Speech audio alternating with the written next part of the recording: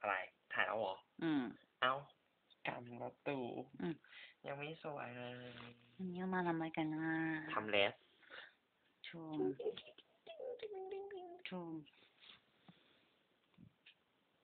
ตอนแรกก็งงๆนะหลังๆงงยิ่งกว่า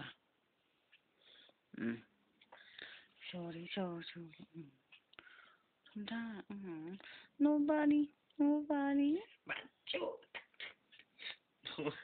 ปรากฏว่าเมื่อไหร่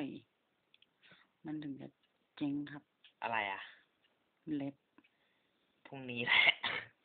เนี่ย ไม่รู้ไม่สัญญา ไม่มีอะไรฝากไว้อ่ะ ไม่รู้ว่าง่วงนอนอยากกลับบ้านเราอ่ะ ก็ไปเลยจะอยากให้เล็บเสียไหม มีการขู่อย่างนี้ด้วยหรอทำท่ามังกรเพิ่งไป เอาใหม่ดิเอาหน้าให้มันใกล้ๆหน่อยกับเล็บให้มันใกล้ๆกันนะกล้าเนาะบายบายก่อนแมวบายบายอย่าเหยินดิ อย่าห้อยด้วย ผีบายก่อนบายบาย